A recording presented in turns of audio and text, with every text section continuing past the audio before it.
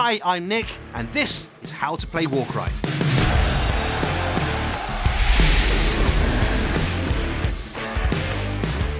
Warcry is a fast-paced game of brutal skirmish combat, where warbands clash in search of plunder and eternal glory.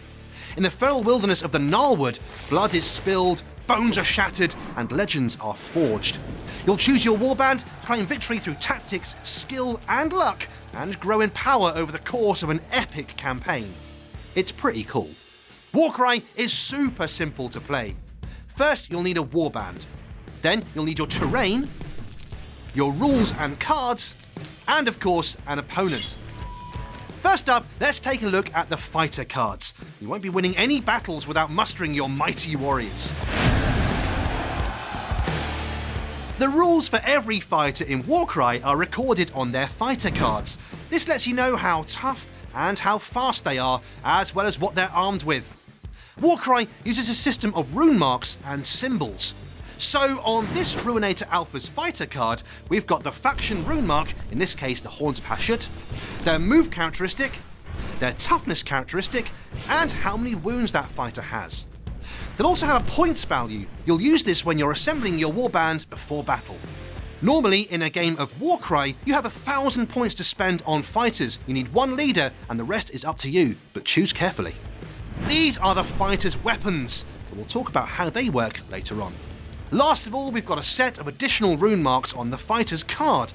In this case, the Ruinator Alpha has the Hero, Warrior, and Brute rune marks. This might change what abilities a fighter can use or how they move. Once you've mustered your warband for battle, just gather the fighter cards you need and split your fighters into 3 equal groups, called the Dagger, the Shield, and the Hammer. Then you'll be ready to play. We'll be pitting the merciless and relentless warriors of the Horns of Hashut against the deranged plague spreaders of the Rotmire Creed. So now we need to set up our game. You'll find terrain and a board to play on inside your core set. Here's some I prepared earlier. You don't need much space to play Warcry. You can easily squeeze in a battle on your coffee table.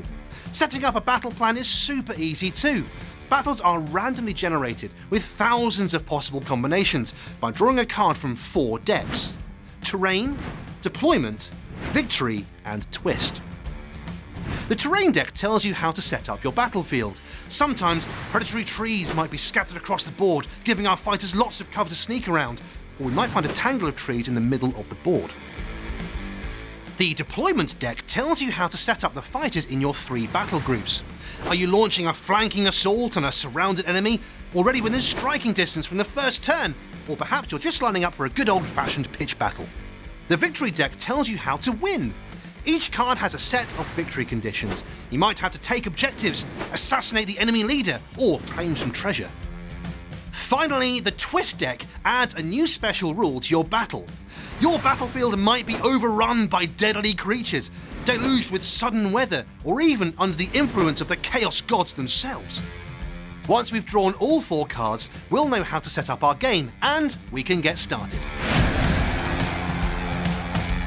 So we've got our warbands, we've generated our battle plan, and now it's time to fight.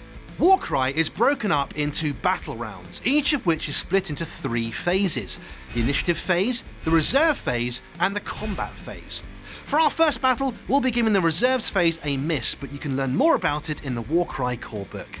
The first thing we do in the initiative phase is determine initiative to see who's going to go first in the first battle round. We do this by rolling 6 dice. Make sure to keep a hold of any dice that roll the same number. They'll be very handy later on. Here we've got 2 3s, that's a double, and 3 5s, that's a triple. If we rolled 4 of the same number, we'd have a quad. We put these aside for now. The player with the most singles, that's dice without the same score as any other, has the initiative, meaning they get to activate a fighter first. Which brings us to the combat phase. This is where things get bloody. In the combat phase, each player takes it in turns to activate a fighter. Each time you activate a fighter, you can take 2 actions out of a list of 4: move, attack, disengage, and wait. Fighters can move across the battlefield at different speeds. To move, find out how fast your fighter is on their card by checking under this symbol. You can move that far in inches. When you move a fighter, you can scale walls, leap gaps, or clamber low obstacles with total freedom. Most battles in Warcry, of course, involve slaying your foes, so let's take a look at how we attack. To attack your enemies, first choose a weapon on your fighter card. Some fighters have more than one weapon. This Demolisher from the Horns of Hashut has a flame hurler, which they can use to burn their enemies at range, or their fists, which they can use when they're up close and personal. Of course, we'll go with the flame hurler. Next, choose an enemy fighter in range of that weapon. We'll pick this Mirefolk Outcast. To see how much damage we do, roll a number of dice equal to the weapon's attack characteristic. Then compare the weapon's strength to the enemy's toughness. As this weapon's strength is greater than the enemy fighter's toughness, any roll of a 3 or more on those dice has succeeded. Whatever your weapon's strength or your enemy's toughness, a roll of 6 is always a critical hit, which deals extra damage. Here we've got a miss, a hit, and a critical hit. Hits deal damage equal to the first number, while critical hits deal damage equal to the second number. That means we've dealt 6 damage.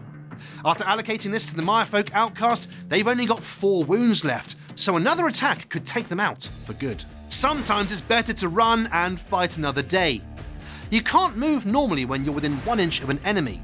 Instead, use a fighter's action to disengage and move 3 inches to escape from combat. This move must take them more than an inch away from all other enemies, and can't be used to do any fancy stuff like climbing, jumping, or flying. Fighters also have the option to wait. If this is your fighter's second action, well, nothing happens, it simply passes your turn. But if it's your fighter's first action, you get a delay instead. Your activation ends, but the fighter who waited can be activated later in the round for a single action. It's perfect if you want to see what your enemy has planned before you make a play. Every warband can use these actions, but they also all have some unique tricks up their sleeves. That's their abilities. Abilities are special plays your warband can use to turn the tide of the battle. As well as a set of universal abilities, each warband has their own unique tricks of the trade. To use these abilities, we'll need those dice we rolled during the initiative step earlier. Remember those doubles, triples, and quads we mentioned? Well, the more dice you use, the more powerful the ability. For example, we could spend our double to use the Merciless Cruelty ability, which lets us finish off wounded fighters. Alternatively, we could spend our triple on a more powerful ability. Ash Bomb, for example, can be used to weaken stubborn enemies before you strike that killing blow. To use it, we'll need to pick a fighter with a matching rune mark, our Ruinator Alpha, for example. You don't get to keep your doubles, triples, and quads in between turns, so make sure you use them while you still have them. We're almost ready to play Warcry. There are just a couple more things to cover. Firstly, reactions. These are things a fighter can do during the enemy fighter's activation. There are 3 universal reactions that can be made by any fighter. If you're about to get stabbed, you can counter your foe's strikes. About to get shot down? Well, it's time to take cover. Is the enemy trying to run away, the coward? Strike them down before they get the chance. In addition to these universal reactions, each warband has their own bespoke reactions to call upon. Each time a fighter makes a reaction, it uses up one of their actions for that battle round, so if you've already activated a fighter, they can't react. Unless, of course, you chose to wait earlier on. Lastly, there are the wild dice. Every turn you'll receive one special dice called a wild dice. This can be used to represent any roll you want during the initiative step, letting you upgrade a single into a double into a triple, or a triple into a quad. You can also use them to seize the initiative by adding an extra single to your pool of dice. Wild dice stick around between turns but can only be used once, so choose wisely. And that's it! You're all set to try your first game of Warcry. If you want to know more, check out the Warcry website for more tactics, tips, and tricks, and I'll see you on the battlefield.